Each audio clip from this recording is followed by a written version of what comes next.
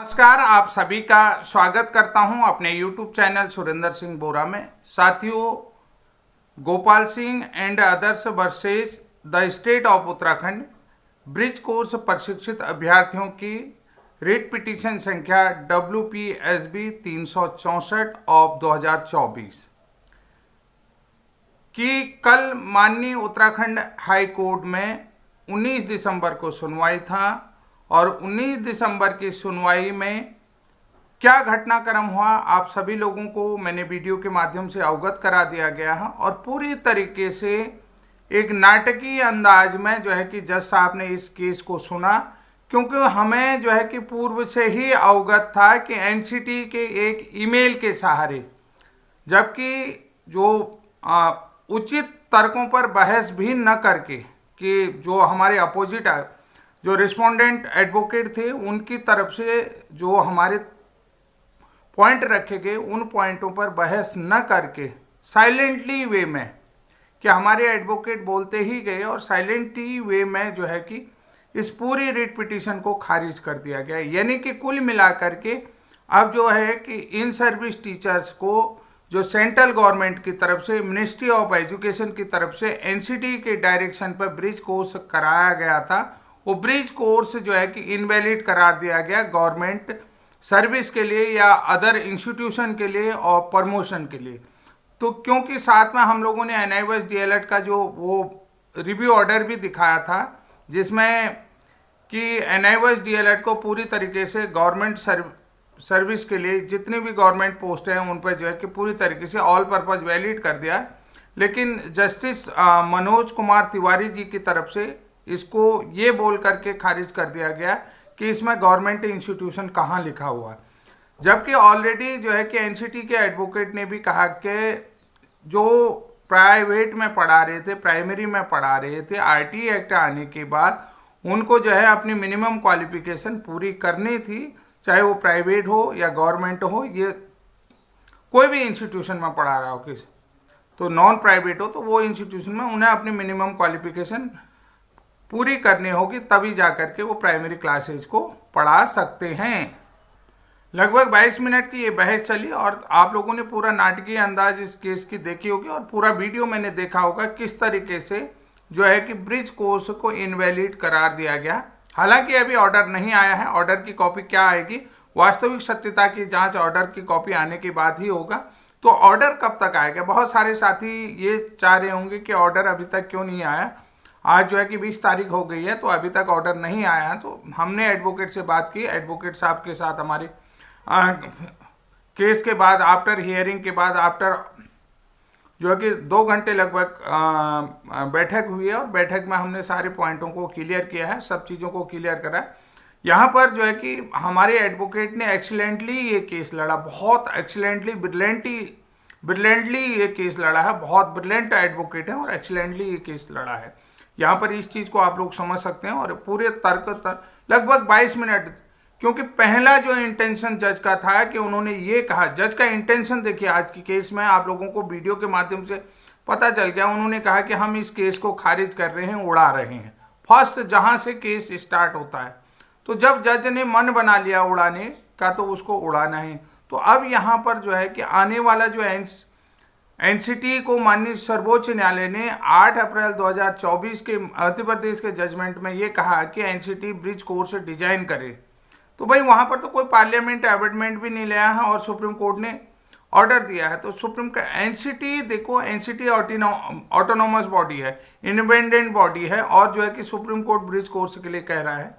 तो यहाँ पर जो है कि किस कानून के तहत ब्रिज कोर्स कराएगा, नए ब्रिज कोर्स को लेकर के ये भी बात, जब पुराने ब्रिज कोर्स को जो है कि ये इनवैलिड करार दे रहे जो कि कॉन्स्टिट्यूशनल है, उसके बाद पार्लियामेंट अमेंडमेंट है, पार्लियामेंट की तरफ से कानून बनाया गया, कॉन्स्टिट्यूशनली जो है कि पार्लियामेंट की तरफ से कानून बनाया गया है, उस ब्रिज कोर्स को माननीय justice Manoj Kumar Tiwari Uttarakhand high court की तरफ से इनवैलिड करार दिया गया। तो ये बहुत हास्यास्पद है।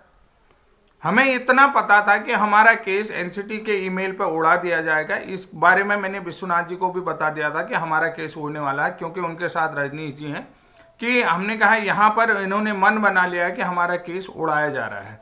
इस चीज़ को हमने पूर्व में ही बता दिया था, अवगत करा दिया था, लेकिन 22 मिनट बहस चली। उसके लिए हम एडवोकेट साहब को सलाम करते हैं, सैल्यूट करते हैं।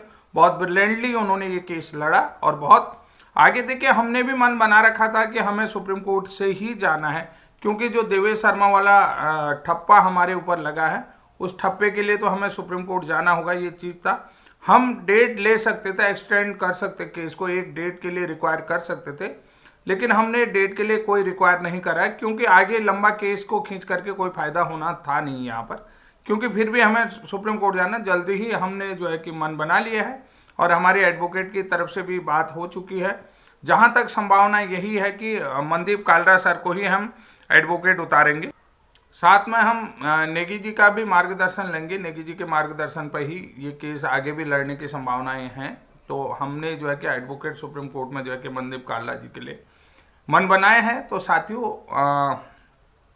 एक टीम हमारी हिमाचल की माननीय सुप्रीम कोर्ट में चले गई है और हमारे साथ मुझे लगता है कि पंजाब की टीम और बंगाल की टीम और अन्य राजस्थान की टीम तो है ही है, और सेपरेटली जो है कि हिमाचल की टीम भी हमारी ही टीम है, हमारी पार्टी है, लेकिन उनका केस थोड़ा सा डिफरेंट टाइप का है।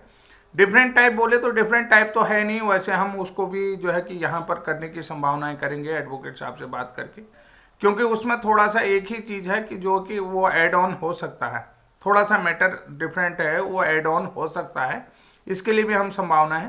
तो कुल मिलाकर के 19 दिसंबर को जो नैनीताल हाई कोर्ट में ब्रिज कोर्स को लेकर के सुनवाई हुई, वो सुनवाई अब खत्म हो चुकी है और इसके बाद जो है कि ब्रिज कोर्स की टीम उत्तराखंड की तरफ से सुप्रीम कोर्ट जाएगी, नेशनल स्तर पर जो है कि अपना केस को लड़ेगी। ये स्पष्ट है और ये स्पष्ट रहेगा भी, क्योंकि आप सभी लोग समझ रहे हैं ये कोई बड़ी बात भी नहीं है।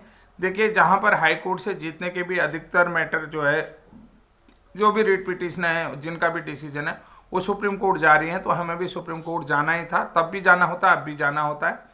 तो इसलिए जो है कि इस मैटर को लेकर के हम अब सुप्रीम कोर्ट में जाएंगे और हमारे एडवोकेट के बारे में भी पहले से आप लोगों को अवगत है, लगभग फाइनली बात तो चल रही है हमारी, क्या होता है क्या नहीं होता है, क्योंकि कालरा जी को हमने हिमाचल वाला केस जो है कि दे दिया है, तो वहाँ पर एडवोकेट कालरा जी ही हमारे तरफ से भी रहेंगे, ये स्पष्ट हो चुका है।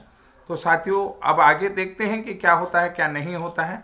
और जहाँ तक है ऑर्डर की बात है, तो आज और कल तो ऑर्डर आने की संभावना बहुत कम है, संडे को भी नहीं आएगा, सोमवार या मंगल में ऑर्डर आ जाएगा। ऑर्डर पे क्या लिखा है और किन किन पॉइंटों पर, सबसे बड़ी चीज़ है किन किन पॉइंटों पर ब्रिज कोर्स को इनवैलिड कर रहा है। देखिए, सबसे पहली चीज़ है कि जो हमारी रेट पिटीशन में पीरियर है, पीरियर से रिलेटेड तो क्वेश्चनों के आधार पर ही जो है ब्रिज कोर्स को इनवैलिड किया होगा। अगर पीरियर को लेकर के होता है कि उन पॉइंटों को माननीय जस्टिस पढ़ेंगे, क्योंकि विधि के जानकार होते हैं और पढ़ लिख करके ही जस्टिस बनता है। जस्टिस को भी जो है कि जो पीरियर है, पीरियर में क्या क्वेश्चन अराइज किए गए हैं, उन सारी चीज़ों को देखना पड़ेगा।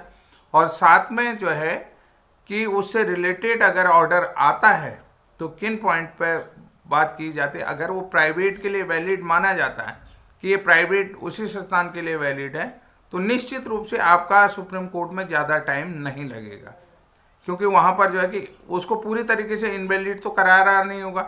वन टाइम सेटलमेंट स्कीम कहा होगा, तब भी वो जो है कि माना होगा।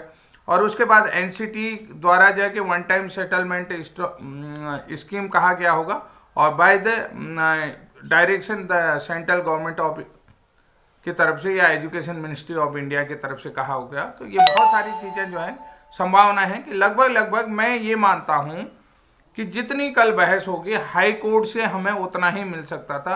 अगर उतना जो है कि ऑर्डर कॉपी में लिखा आ गया तो आपका काम माननीय सर्वोच्च न्यायालय में आसान हो जाएगा। अब रही बात ऑर्डर जो है कि सोमवार से मंगलवार के बीच में ऑर्डर कॉपी आपको मिल जाएगी। इतने दिन लगेंगे क्योंकि जैसा आपको भी पढ़ने के बाद ऑर्डर लिखने में थोड़ा सा टाइम लगेगा। तो साथियों, आज के लिए इतना ही।